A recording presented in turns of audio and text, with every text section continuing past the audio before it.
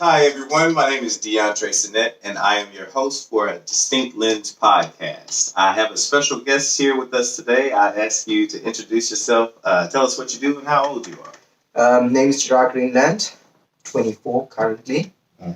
Currently a student. Started my studies again. And I was What do you study at? Brighton University, England. Okay. Out of the way, yeah. I was born in Bulawayo, Zimbabwe, City of Kings. So like a proper third world country. Okay. Yeah. Came to Corby at 18. Corby, England? Yep. Okay. And that's where we are now. Okay. Well, welcome to a Distinct Lens podcast. And we're here so that we can share our cultural experiences. We can understand more about finances to increase our financial intelligence, and also so that we can level up in the terms of practicing group economics. Something that I noticed in our communities, it seems like we're so divided. And I think about it on an international scale.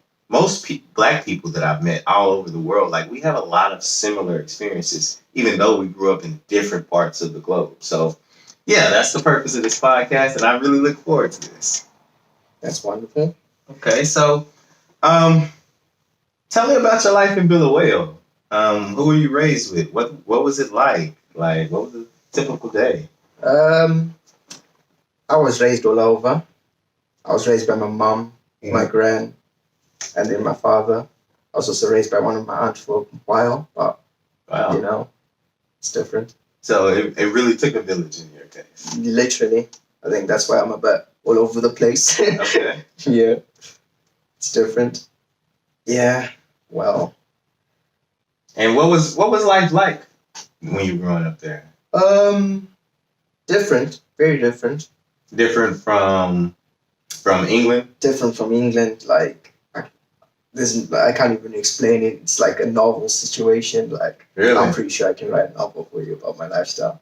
Would you mind sharing a story? Yeah, let me start with the way I was born. It's quite interesting. Okay. It's a true story. I got like references if you need them because it's a bit. So I can go back and fact check this. Fact check it because this is Okay. funny. Like I was as an overdue child. My mom went to the hospital, and because she was experienced labor pains, but she had no construction, Mhm.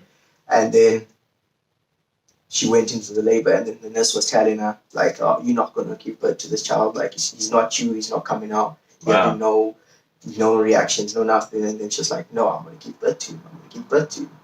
And then the nurse was like, okay, come, I'll put you on one of the beddings, like on the bed, and I'm going to put you into the labor ward, just in case. So your mom felt she was about to have you.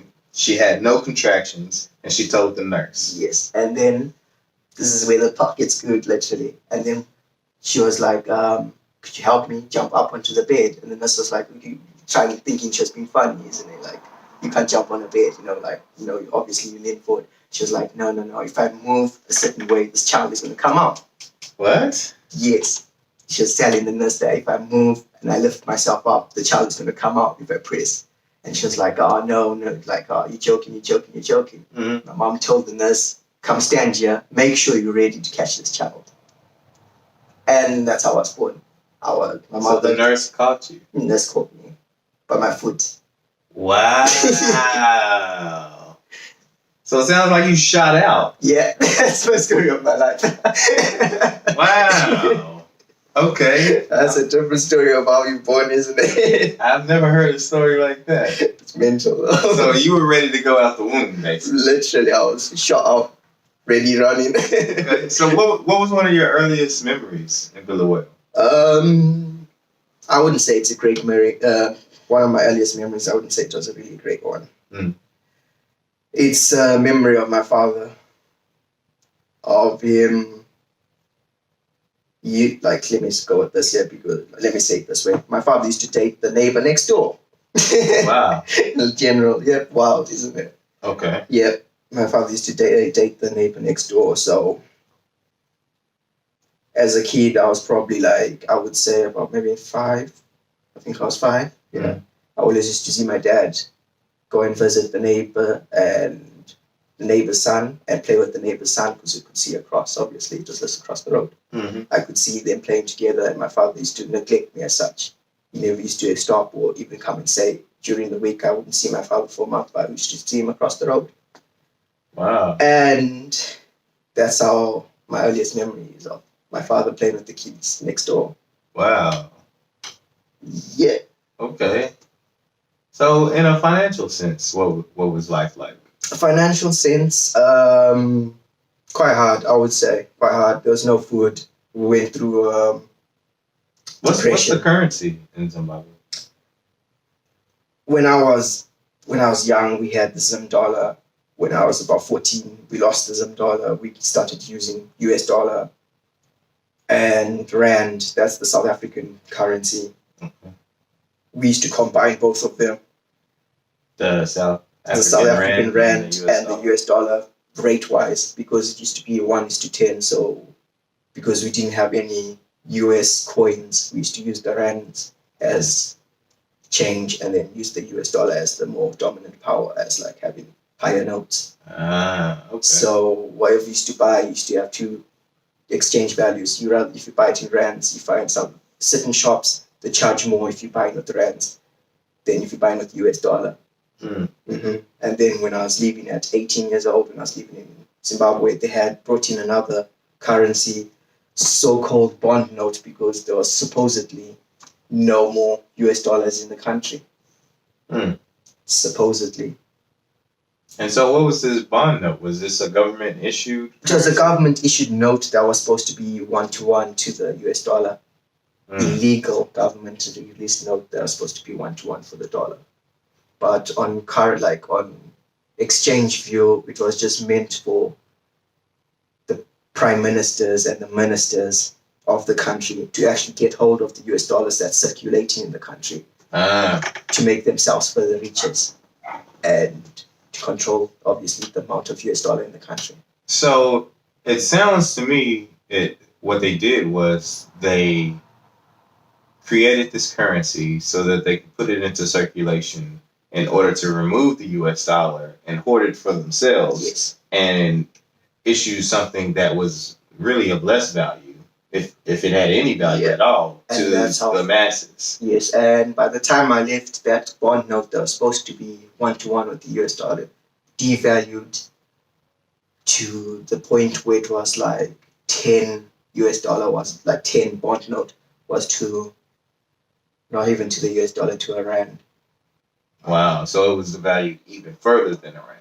Yes, that's how fast it devalued, because nobody wanted it. So the people's power as such tried to devalue it. So that's like how bad it was like that. The basic economic principle of supply and demand. Yes. And people didn't want it. Yes, but they still, at the end of the day, like, there's this one story like that was quite published in the news before I left the country. With this one prime minister that was leaving the country with, I would say, a brand new C-Class Mercedes-Benz with a bag full of US dollars. Understand? You know, a gym bag full of US dollars. You know, those money moves where you see people rob the bank and they got that US dollars in their gym bags. That situation. Wow. Leaving the country, going to South Africa. And they caught him doing that. That was like during the Mugabe, before Mugabe died, recently when Mugabe struggled power started going to That's Robert Mugabe? Okay.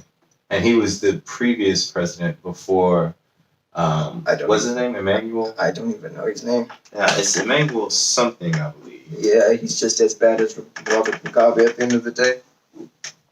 Okay. So, I'm assuming you were in the education system.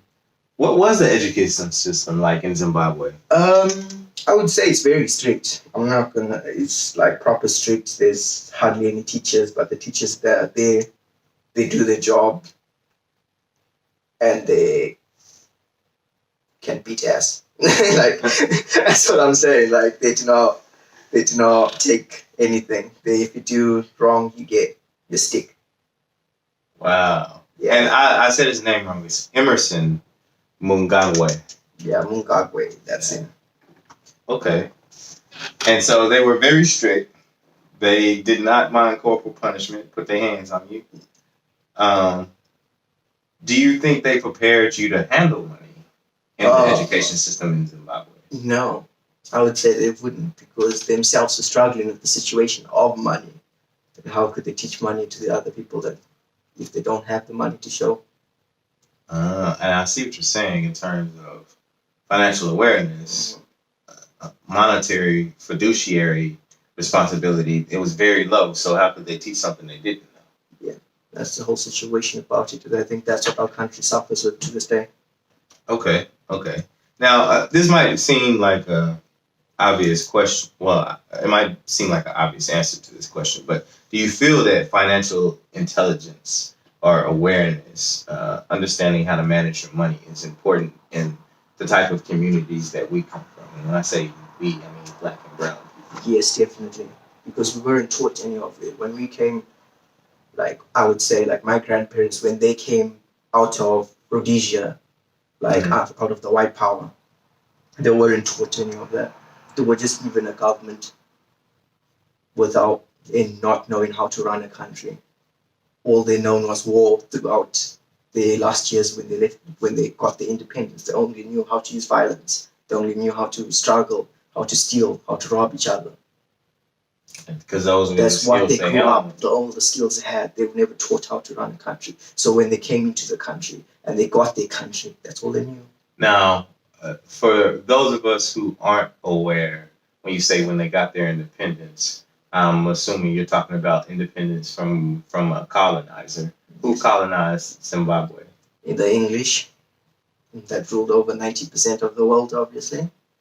Wow. How long was Zimbabwe a colony of Britain? I could not say. It was over 100 years, even a bit more. Wow. I know it was a long time. And how did Zimbabwe end up gaining independence? Do you know? Through the independence struggle, we fought for it. I was one of the few that were born free. So, like, after the independence, that's what they called the newer kids that came out. They were called born frees. Born free. Yeah. And if you were born prior to that, what would you consider like a born slave? We're born the strugglers, isn't it? You're born to struggle. Wow. So, because now you're born in a situation where you weren't allowed rights, like the whole slavery system, more or less, you weren't allowed, you didn't have rights, you didn't have the right to your own land. You didn't have a right to be on the bus, you didn't have a right to vote, you didn't have a right to buy, you didn't have a right to go into certain shops. And then all of a sudden, the whole country is free. Yeah, and that's where I would say, like, because without like how they say knowledge is power. If you weren't taught how to run something, how you expect to run it? You just, in the end, you just got thrown. I don't even know how to like explain it. Like you just got given a country, and you yourself unable to manage yourself yet. Then you get given a country to run. Yeah, I understand exactly what you mean. Like, I can't even manage myself, like in a personal sense. How do you expect me to manage a country? And that's where we struggled, because they took everything from us.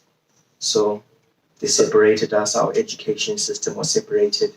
We weren't allowed to be around certain parts of the neighborhood. We weren't allowed to buy houses in certain parts of the neighborhood. We weren't allowed to go to certain parts of the neighborhood. Obviously, we weren't allowed to even sit on certain buses. Why is that? We had separation, isn't it? We're separated.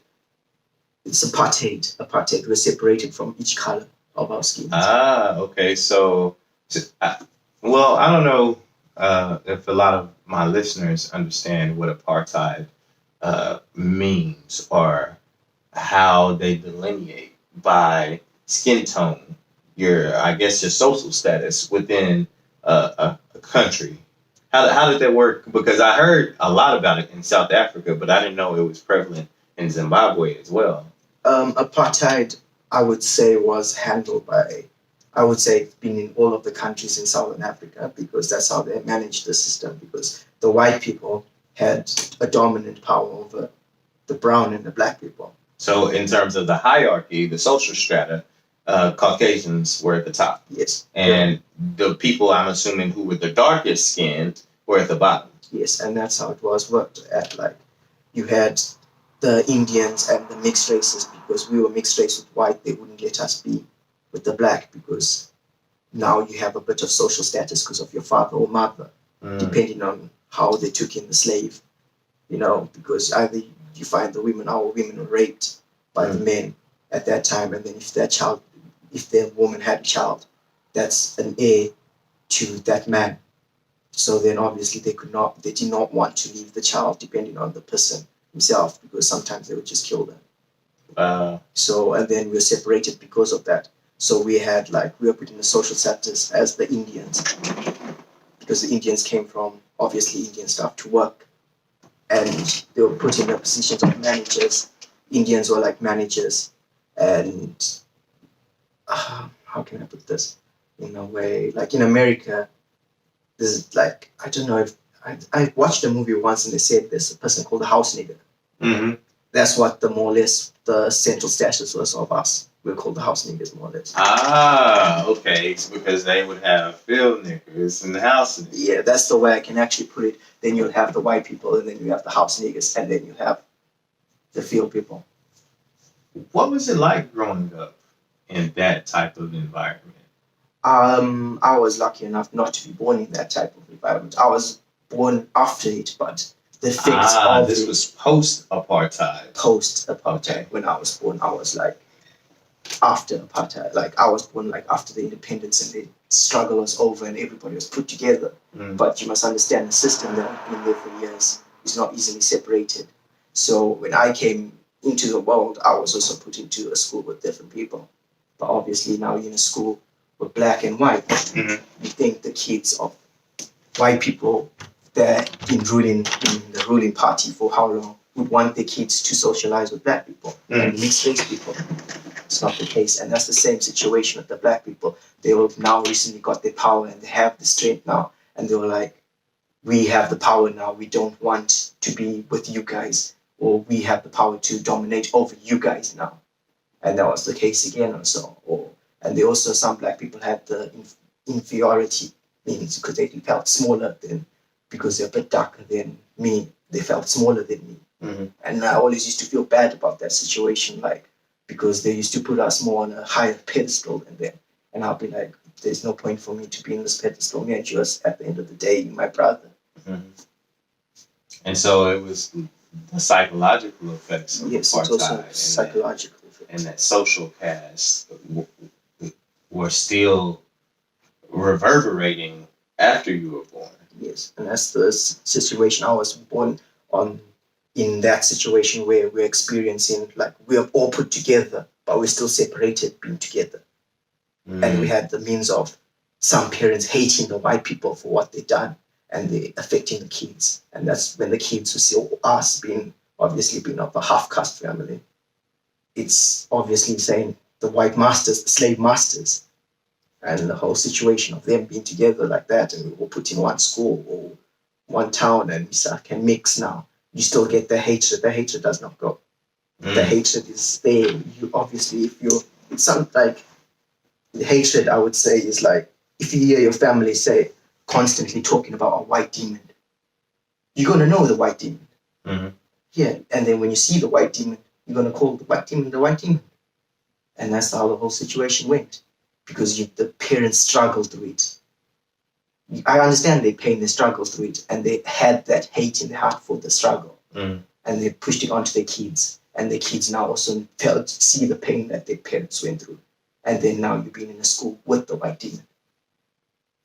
Now that's interesting because I'm just thinking about our topic and financial awareness, but I'm thinking about also what you just said concerning the caste system and how it divided people and how it still divides people and how people to this day still have that hatred in their hearts for one another. I don't know if financial intelligence would improve that situation necessarily. I heard a quote once, and I don't remember who said it. They said, you can't legislate the heart. So you can put all the laws in place and legislations in place to make sure that it's illegal for people to harm other people. it's illegal for human beings to mistreat and murder and rape and rob other people, but you can't change what's in their hearts. And I think at the crux of a lot of the issues on a global scale and just on a human level are a heart issue. Like, how do we feel about each other? And more introspectively, how do we feel about ourselves? Because essentially, the way we treat someone else is a reflection of how we would like ourselves to be treated or how we treat ourselves, regardless of our skin color. Yes, and that's where our situation, where as a country, like as being a Zimbabwean, a citizen of Zimbabwe, where I can see like on our economy and our financial system itself, that's where we crashed because we came out with so much hatred. Our government, like when we came out of independent, like when we got our independence, we still had so much hatred to the white person. Mm-hmm. Instead of trying to like, I'm not saying what they did was right or wrong. I'm just stating my opinion on this before I obviously get called out on it. It's like, because they came out of independence, they hated the white man. They kicked the white man out. And you got given a country. Now you can't run a country because you kicked out the people that could run the country. But I also look at their side also. These white people can still take advantage of them because they're the only ones who can run the country. They have the knowledge. They have the knowledge to run the country. And that's where it's just stuck in the middle now. There's no right or wrong of what they've done. But the only way I could actually judge the thing is like compare them to South Africa and Zimbabwe. If you look at Robert Mugabe he was the first president of Zimbabwe. He kicked all of the white people out. He was in power as a dictator for how many years? Like he was there until 90 something years. I think he's been in power for over 40 years. Wow. Yeah, over 40 years he's been in power.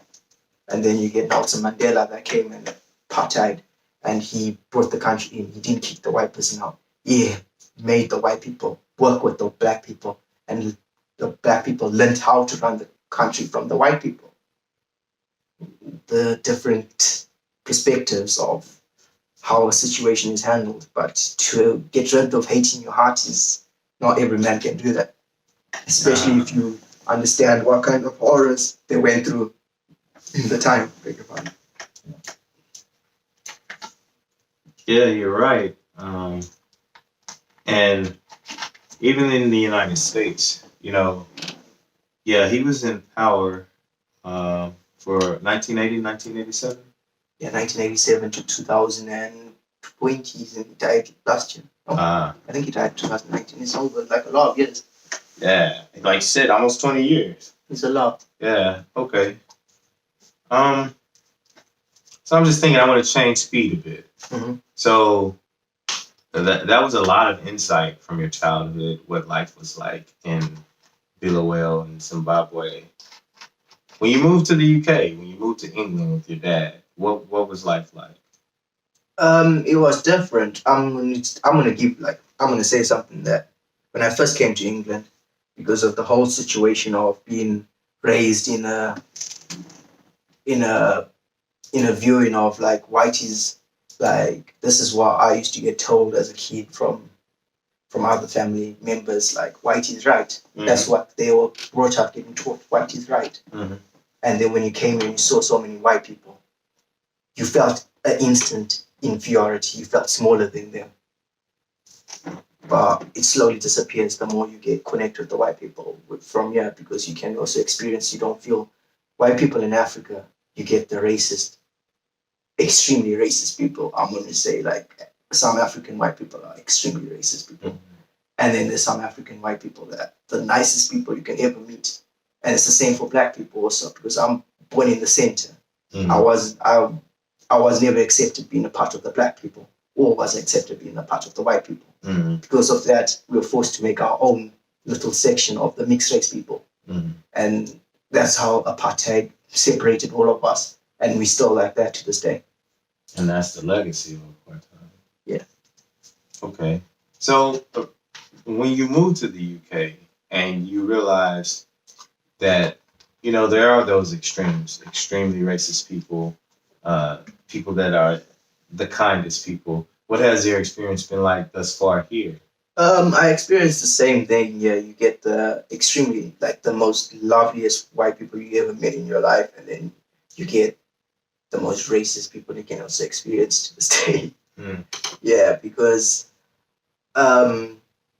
it's in my experience that I experienced in a bus, like a racist sort of slur from a kid. I don't really look mixed race. I look very Arabic as sorts. So I experienced like a racist slur that's meant for more of Arabic people from a white man, from a white kid actually, talking about us sitting on the bus. I had my headset on, and the kid was just playing in the back, and then he was like, be careful, don't mess with him in front. Because if he says Allah Akbar, we're all in trouble in this bus. And you know, already, how is a kid knowing that if it's not taught? Right. Right. And he just says like hate only can be passed on. If you're teaching your kid that, if you're saying that in front of your kid, it's just going to be passed on. Right. Okay. The same situation like that, man. So now, from a financial standpoint, so you were 18 at the time. I don't know what the education system was like in Zimbabwe. In the United States, when you're 17, 18, you graduate from high school, and then you have the option to go to college or university or enter the military or go to vocational school or start your own business or go work for someone. What is the age when you're done with, I guess, formal schooling? Formal schooling is at 16 when you do your GCSEs, or what they call in Zimbabwe is O levels. Okay. So if you do your O levels, you can stop at 16. You can decide what you want to do, if you want to work or you want to open your own business. There's no work or businesses there because there's no money around to actually do anything. Mm-hmm. So the only good thing you could do is illegal stuff to make your means. Yeah, and that's what the country is like, because you find they smuggle gold to make a living. You smuggle diamonds to make a living, because our country is wealthy, but we don't have the knowledge to actually take advantage of that wealth. And when you say wealthy, you mean there's an abundance of natural resources that you can make money from. Yes, but the only people capitalizing on it is the government, and they're not bringing it out so everybody can share. They're capitalizing it for the single selves. Yeah, and that's where our economy struggles to this day because of that. Okay, so what made you? So you moved here when you were 18. Yeah. What did you do, like, for money? What'd your dad do? Lucky enough, my dad had a professional trade, so he works as an electrician. So in my time, when my father came home when I was about 17ish, when I just about turned 17. So I had a year of me trying to figure out what I want to do, because I finished my GCSEs. So my father came back home as an electrician. He had a trade. So I just used to shadow him to learn the trade. And that's what I done for the 2 years that I was kind of in Zimbabwe before I came to England. I shadowed my father to learn how to do electrician. So because he was a specialist in medical equipment and laboratory equipment. So he used to specialize in fixing those things. So we used to work in like the medical centers, like all the hospitals. So we used to fix hospital machinery. So I used to follow him fixing the hospital machineries and learn from him, learning how to do all the ohm tests and like the fault power, like it's all the changing of plugs, all of the small things that I learned. Okay. And then we went from there. And then obviously, because hospitals are hospitals, they need it everywhere. So that's how he had his finance, like had his income. And he also worked in a laboratory that made like tablets and stuff like stop pain and paracetamol. And paracetamol, for those in the US, that's the equivalent of Tylenol. Okay. I had to learn that when I first came over here. Okay, I thought it was Tylenol. I thought it was just all the same, like the same name, like paracetamol. So yeah, that's when my father used to work in like fixing the machinery of all the paracetamol machines and all the ovens to bake the tablets and all of that. So I used to follow him and watch him do that to earn a bit of money. Okay. Yeah, and then obviously we also used to do forex exchange, but not on the internet. This was like exchanging forex. If you had $100 and somebody wants US dollar and they have rand, and you charge them extra because your US dollar is in demand. So like you were saying, if it's 1 to 10, $1 US to 10 rand, and let's say they had 100 rand and they want to convert it to Yeah. $10, you would charge them an extra 10 rand. So pay me 110 rand and I give you $10. Yeah. And that's how the situation was. If you had the US dollar, you had the power. So you just used to go in and you used to swap it about, trade it up. If you had British pounds, you used to do it. Yeah, if you did, like, there was this one place in town where you just park up and you should exchange your money for different rates depending on the situation, and they walk to your car. So it was like an open market for an exchange. Yes. And now they have it virtually. I know we were having a conversation earlier, and you were telling me about how you now do foreign exchange trade online. Yeah. So I want to know, how did you come from a background in a country where there was really no financial management, no financial awareness, to someone who now today actually trades foreign exchange online? Like, how did you bridge that gap? How did you get to that point? I think because my father was obviously lived in Britain, so he used to send me money, British pounds. Mm-hmm. So because I used to get British pounds, and then I wanted to change them to US dollar because that's the dominant money in the country at that time. Mm-hmm. So when I used to come with the British pound, then you find certain people wanting the British pound because they're going to England. Uh-huh. So then that's where I used to capitalize on it. I used to swap my British pound for more because it's in more demand because dominant at that time was the US dollar and the rand. So the British pound was in more in demand. So I used to go in with my British pounds, a few British pounds that I had, maybe like 50 pounds at the time, swap it for about double the amount, make like 100 US, maybe even a bit less than 100 US, depending on the situation. And then that's how it used to go.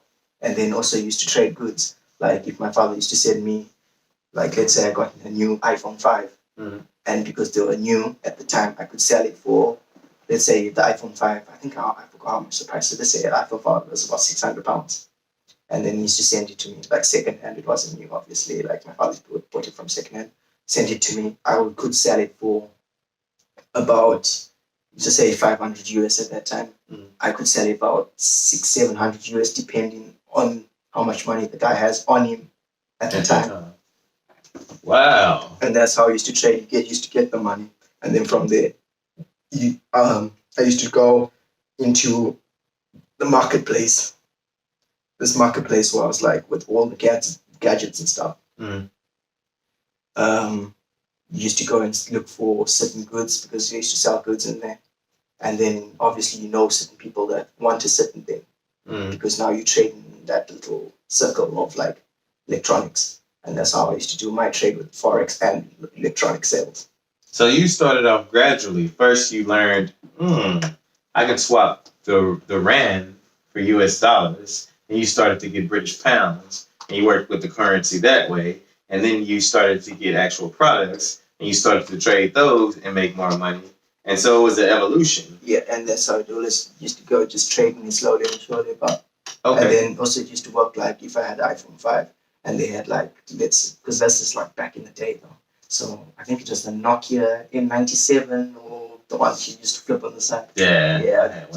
They had like, and then you come with the iPhone 5 and then they're like, okay, I'll give you this iPhone, this Nokia, and I'll give you 100 US on top of it to take your iPhone 5. Then you swap it now and you have that N97. And then you have 100 US. That 100 US belongs to you now. You have that N97 now. And you look for somebody who wants the N97 from a different phone. Right. And then you go and you swap it there. Sometimes it can be a win where you can say, where he comes with a better phone than that, but he doesn't know he has a better phone than that. So you just need to be the salesperson at the time. You either swap it for equal amount, but if the person actually doesn't know the value of his phone, you actually can make him pay for your phone that you have that's less for it, depending on the situation. So it's just on a salesman situation. It's like you were saying, knowledge is power. Mm-hmm. And that's how you learned, like, you had to know your market at the time of how you traded in it. Okay. Yeah, and then that's how it is. And then also, if you had got given, because sometimes you find people come from South Africa or England, as I say, because our country is very vast. Like, with Bulawayo alone, I used to have people that used to come from South Africa. I used to have people come from Botswana. These are all neighboring countries. But you find because they're not allowed to live in the country, the other countries for too long. Like South Africa, I think you could get a visa for 3 months. Then when your visa expires, you have to come home for a certain amount. And that's where what used to happen. They used to go work in South Africa, get like products and stuff, and then when they come home, they have all the stuff here, but they don't know the value of it because they've been out of the country for so long. And that's where I used to dominate on it. And I used to have this product, and they used to like my product that I have, and then I wanted their product because I knew the value of their product, and we used to swap it, and that's how I used to make the money, and that's how the money used to work. And then also US dollar to the rand, because they have rands now, and I've been working with US dollar because I've been swapping phones. I can also trade the US dollar for the rands because the US dollar was more wanted in Zimbabwe than the rand, and then I can swap the rand for the US dollar for more than what the rand is there.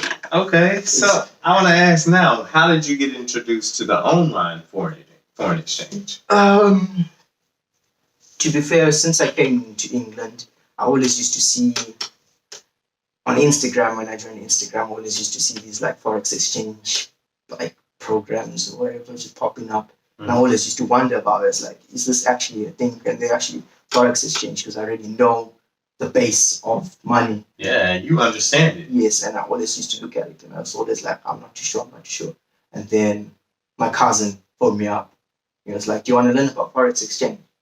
And I was like, yeah, why not? And it's like, well, join us. Join this call here, listen to this guy, and you can decide whether or not if you want to join or not. And that's where it started for you. Yep, and that's where it started. And that's where we went from there. Okay. And how successful have you been? Well, how long have you been doing it? I've been learning. Because I was in college and doing this as a part thing, so I've been learning and using a demo account to learn how to trade. Obviously, not using real money, just using a demo account, so fake money more or less. I've been doing that for like a few weeks, and then I recently started on my account, so I made about £300 roughly. Okay, so you done made a profit. I made a profit. Yeah. Well, congrats to you. Yeah. And by the way, what are you in school for right now? Architecture. Architecture. Other side of the spectrum, I'm telling you. Okay. So something else I want to ask you on the pre-interview questionnaire. I always ask my guests this: what was the most impactful book or podcast that they've ever read or heard? And you said "How to Win Friends and Influence People" by Dale Carnegie. Could you tell me a bit about that book and why that was the most impactful for you? Okay, let me explain how I got introduced to the book first. Okay. Because it's also a good story. Like my aunt used to work on a farm to this white man who owned this plot of land. A very, like how I said, you get obviously the racist white people, and then you get the extremely nice white people that actually look after everybody. He was an extremely nice white man, and I always had a bit, I would say I'm still not extremely sociable. Like I'm very shy as such, so he gave Stephanie that book at first because he gave Stephanie to read that book. And I saw Stephanie is your cousin, right? Stephanie's my sister.